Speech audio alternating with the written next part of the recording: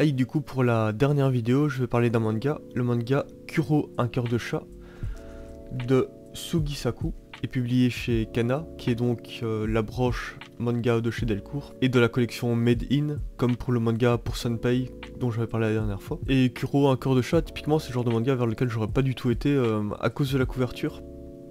Même de toutes les couvertures, il y a 5 tomes en tout, où le dessin de l'auteur ressort pas du tout bien dessus, et ça semble plan-plan, et en plus le titre, un cœur de chat, ça sonne pas comme étant très intéressant quoi, et pourtant il suffit de lire une première dizaine de pages du livre pour se rendre compte que déjà que le dessin est très beau. Le dessin qui est fait au pinceau et dont on ressent bien l'instrument dans le trait, dans les aplats et tout ça, c'est vraiment un joli dessin. Et aussi l'histoire, c'est pas un truc plan-plan de petits chats mignons dont on va suivre le quotidien, ce qui pourrait être bien si on est le public, hein, je suppose. Non, ici on va nous présenter quelque chose qui est plus proche de la réalité, et pour raconter un peu les 10 premières pages de l'histoire, pour montrer un peu le ton que va avoir ce bouquin, cette série de bouquins. Pour le moment j'ai lu que les 2 premiers. Ça commence par une portée de chaton qui naît d'un chat qui appartient à une famille. Et donc dans la portée il va y avoir Kuro et 3 de ses frères et sœurs. Kuro qui est donc le chat principal qu'on va suivre, le petit chat tout noir. Et l'un va d'abord être adopté par une famille, donc va tout soudainement disparaître de la vision des 3 autres chatons. Et ces 3 autres chatons vont être abandonnés dans un parc, dans une boîte. Et il va s'écouler un certain temps avant que quelqu'un vienne pour les adopter. Mais il était déjà trop tard pour l'un des 3 chatons qui est mort. Parce qu'on ne s'en est pas occupé tout simplement, hein, vu que c'est un chaton. Et donc Kuro et sa sœur Shinko vont être adoptés par un mec qui est un mangaka. Et puis très vite on arrive à Shinko et Kuro qui découvrent la vie de quartier et la relation qu'ils doivent avoir avec leur maître. Et qui vont fréquenter des chats errants avec tout ce que ça comporte comme dureté dans la vie pour ces animaux. Avec les chats écrasés, les chatons abandonnés, les morts précoces, les rapports de domination constants qu'il faut avoir de territoire et de rapports physiques. Et voilà, c'est surprenant parce qu'on voit beaucoup de mangas fleurir et qui parlent de chats, de quotidien, de personnes avec leurs animaux de compagnie, etc. Où les gens vont peut-être idéaliser le rapport qu'ils ont avec leur animal. Peut-être que c'est quelque chose que je comprends juste pas, hein, mais comme s'il n'y avait forcément qu'un aspect idyllique à sa relation avec l'animal et positif, et qu'il n'y avait pas du tout une relation de domination, de dépendance par rapport à ton animal de compagnie, et aussi de la vie que cet animal va avoir, et de toute la cruauté d'un point de vue humain dont notre animal de compagnie peut faire preuve envers les autres animaux, mais qui sont juste des comportements normaux pour eux. Je suppose que le chat fait vendre de manière générale, vu que l'humain dégage beaucoup d'empathie pour ses animaux. Personnellement je suis pas vraiment ni un gars à chat ni un gars à chien. Et si en achetant ce manga sans s'être renseigné avant, on s'attend à avoir un truc mignon, kawaii, de type blog, tranche de vie, où on va raconter nos petites anecdotes, oh là là le chat il a fait ça, il a fait une bêtise, il est trop mignon.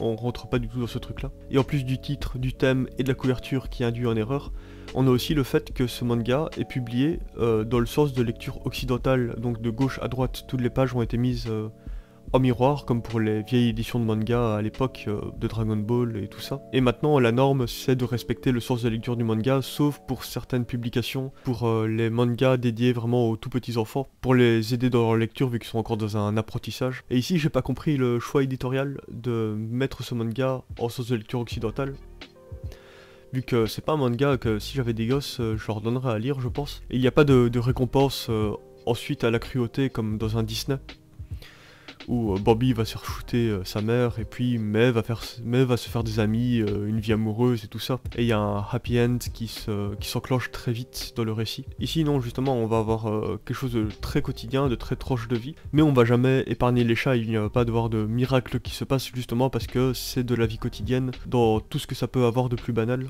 et de compliqué quand on a un petit chat quoi. Et donc l'auteur va nous montrer le quotidien de ces chats.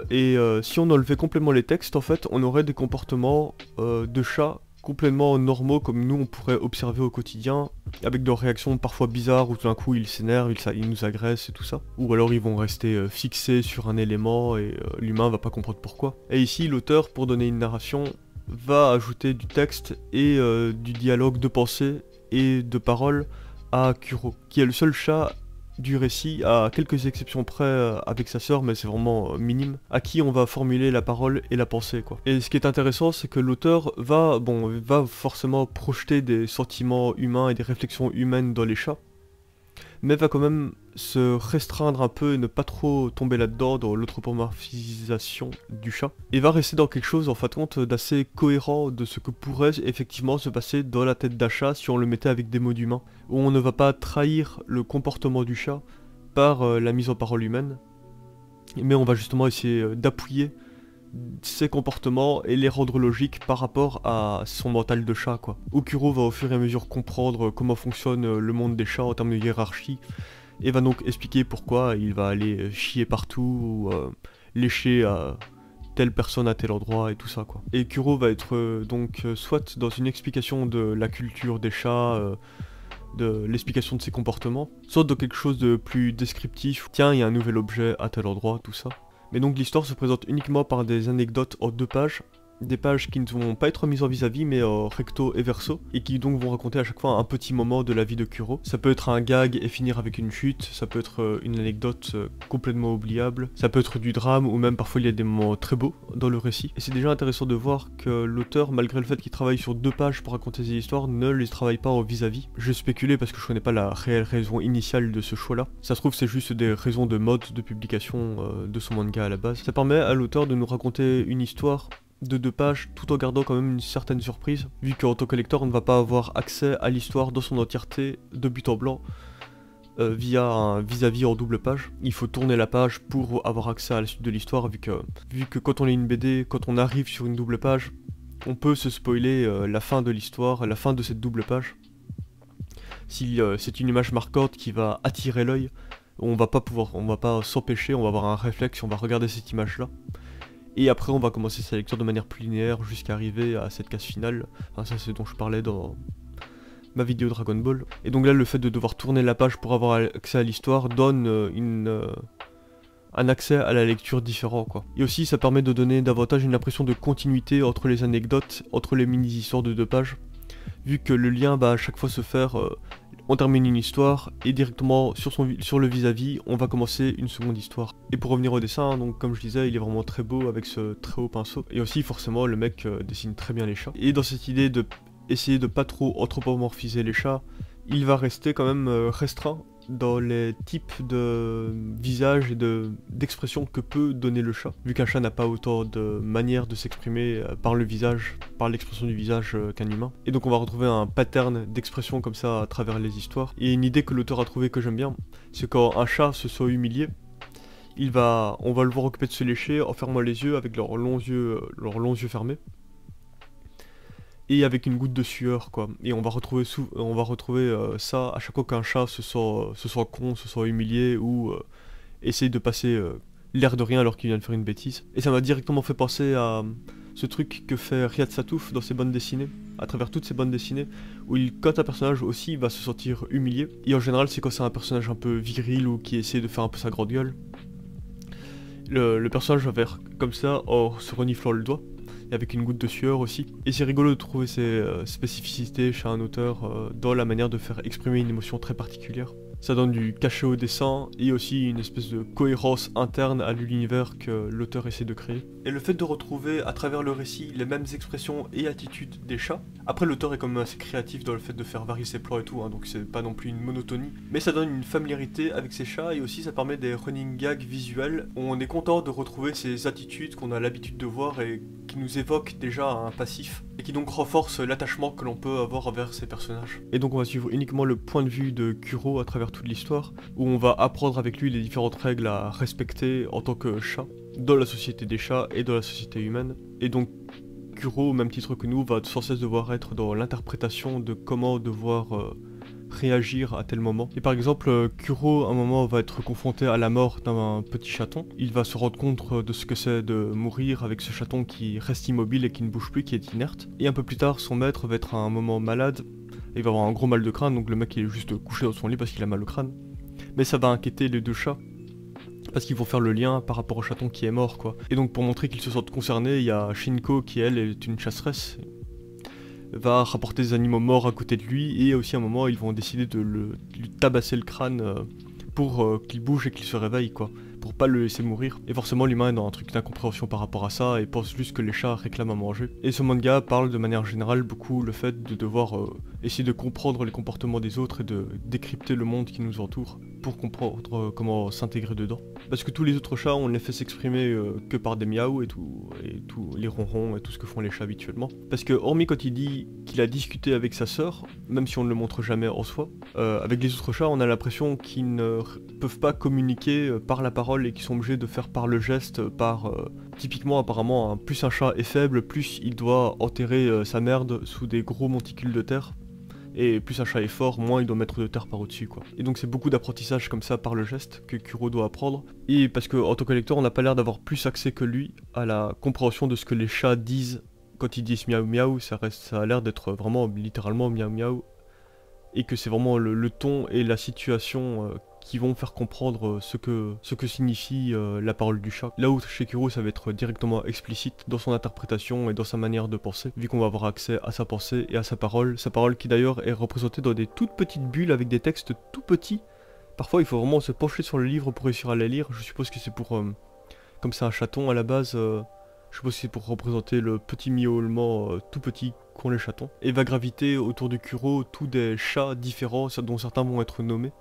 Et ils vont être récurrents au sein de l'histoire. Et l'auteur va réussir à apporter pas mal d'émotions. Forcément quand on est exposé à la vie au quotidien d'un chat de gouttière, ça peut être assez triste ou même parfois assez drôle dans cet aspect dur de la vie de ces chats-là. Et tout en gardant quelque chose de vraiment très sobre, vu qu'encore une fois on parle de relations qu'ont les chats entre eux, l'auteur va quand même réussir à faire émerger des histoires intéressantes et des personnages qu'on a envie de suivre. Notamment le petit chat orange dont la mère se fait écraser au début du livre par une voiture.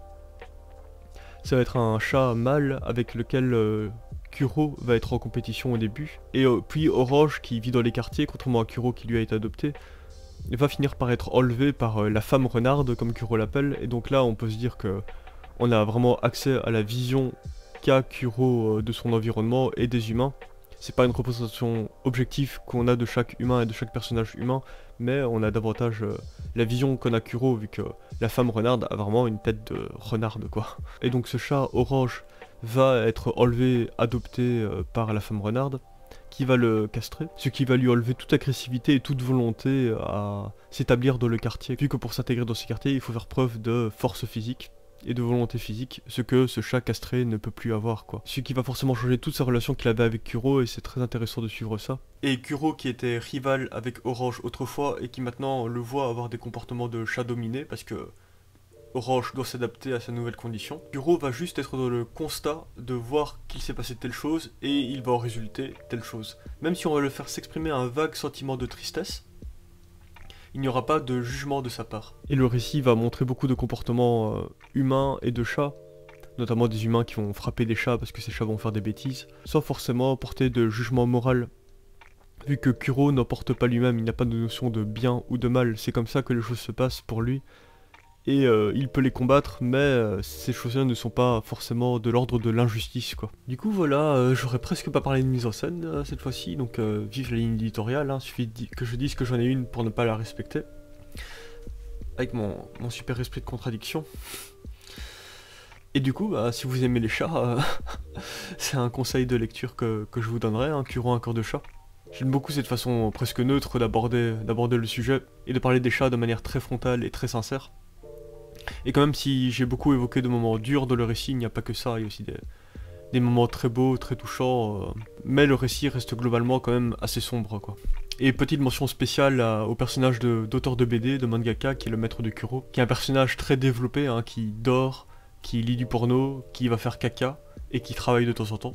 Et ben je vous remercie de m'avoir écouté jusqu'au bout, je vous remercie pour votre temps de cerveau, et vous dis à bientôt pour de prochaines vidéos. Un a priori de ciel bleu, sans nuages, par exemple dans Bim Bam Boum, c'est une île, il n'y a pas de serpent, pas de morbac, il n'y a rien, tout est clean, super clean. C'est génial. Alors pour un enfant, de voir un ciel bleu, c'est magique. C'est magique.